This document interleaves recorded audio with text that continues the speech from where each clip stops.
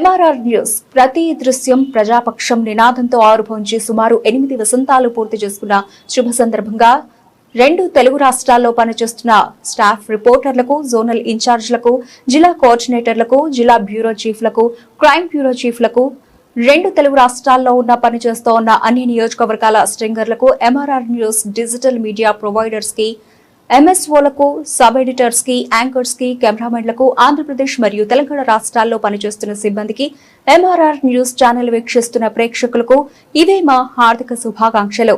మా ఛానల్ ని వీక్షించండి, లైక్ చేయండి, షేర్ చేయండి, సబ్స్క్రైబ్ చేయండి.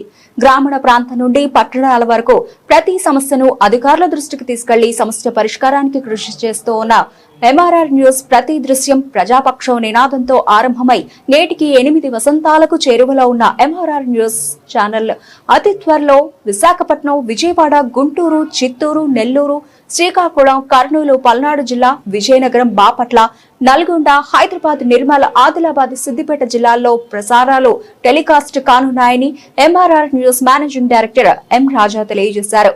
బులెటిన్ ముగించే ముందు తెలుగుదేశం పార్టీ కుటుంబ సభ్యులందరికీ నమస్కారం. ఈరోజు సత్తెనపల్లి నియోజకవర్గంలో గ్రామాల్లో ఉన్నటువంటి ప్రతి ఒక్క సెకండరీ నాయకులు కానీ, కార్యకర్తలు కానీ అందరూ కూడా ప్రశాంతమైన వాతావరణంలో ఎవరి పనులు వాళ్ళు ప్రశాంతంగా చేసుకుంటా ఉన్నారు. ఎవరి దగ్గర కూడా కమిషన్లు వసూలు చేసే పరిస్థితి లేదు. అలాగే ప్రతిపక్షంలో అధికారం రావడానికి ఇళ్లమ్మడి తిరిగి హామీలు కొన్ని ఇచ్చున్నారు.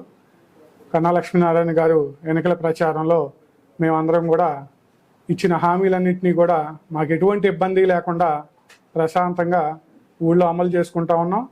ఏ అవసరం వచ్చినా సరే ఆఫీస్కి వచ్చి మా ఇబ్బందులన్నీ కూడా తెలియజేసుకోవడానికి ఏ ఇబ్బంది లేకుండా అన్నీ నెరవేర్చుకోగలుగుతున్నాము. గతంలో 2014 నుంచి 19లో మీరు అధికారం మనం పార్టీ ఉన్నా సరే, మేము వచ్చి కలవాలన్నా సరే, మిమ్మల్ని కలవాలంటే కోడెల శివరాం గారిని గుంటూరు వెళ్ళి అక్కడ ఉదయం నుంచి సాయంత్రం దాకుంటే ఆయన ఏదన్నా అవకాశం ఇస్తే కలుస్తాము, లేదంటే లేదు అంతే. కానీ ఇప్పుడు ఆ పరిస్థితి లేదు. ఎవరైనా సరే ప్రశాంతంగా వచ్చి ఎవరి ఇబ్బందులు వాళ్ళు తెలియజేసుకొని కలిసి వాళ్ళ బాగోగులన్నీ కూడా తెలుసుకుంటా ఉన్నారు కన్నా లక్ష్మీనారాయణ గారు. ఆ ఇబ్బంది లేకుండా చేస్తూ ఉన్నారు. మీరు పార్టీకి పని చేయకుండా ప్రతిపక్షాలకు అమ్ముడు పోయి మీరు గతంలో అంబటి రాంబాబు చేసినటువంటి పనులను కూడా ఎప్పుడు ఏ రోజు కూడా ఎక్కడ కంప్లైంట్ ఇచ్చింది లేదు. ఎవరికి కూడా ఆయన చేసిన అవినీతి అందరికీ తెలిసినా సరే వాళ్ళ పార్టీ వాళ్ళు కూడా అంబటి రాంబాబు మీద మైనింగ్ విషయంలో కంప్లైంట్ ఇచ్చిన పరిస్థితి ఉంది. ఆ రోజు మీరందరూ ఎక్కడికి వెళ్ళారు? ఈ రోజు ఏమీ జరగట్లేదు. అందరూ హాయిగా తెలుగుదేశం పార్టీ వాళ్ళకైతే బ్రహ్మాండంగా అన్ని పనులు జరుగుతూ ఉన్నాయి.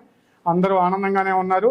ఏదైనా ఒకటి అరా ఉంటే తెలియజేసుకుంటున్నారు. ఇక్కడికి వచ్చేసి అందరికీ బాగానే ఉంది. మీరు పార్టీ లైన్లు మించి పార్టీ అధిష్టానానికి ఇక్కడ లోకల్గా ఎమ్మెల్యే గారికి మీరు చెడ్డ పేరు తెచ్చే పనులు చేయకుండా పార్టీని ఎలా డెవలప్ చేయాలి ఏంటి, మీకు ఏమైనా ఇబ్బందులు ఉంటే అధిష్టానానికి తెలియజేసుకోండి. అంతేగాని ఇక్కడ అంతా బాగానే ఉన్న పరిస్థితిని మీరు ఇలా ఏది పెడితే అది ప్రతిపక్షాల వాళ్ళకి అవకాశం కల్పించి మీరు ఈ విధంగా చేయొద్దని చెప్పేసి కోడెల శివరాం గారికి తెలియజేసుకుంటూ, మీరు పార్టీలో ఉంటే పార్టీ అధిష్టానానికి అనుకూలంగా లోకల్గా ఎమ్మెల్యే గారికి అనుకూలంగా పనిచేయండి చేయగలిగితే.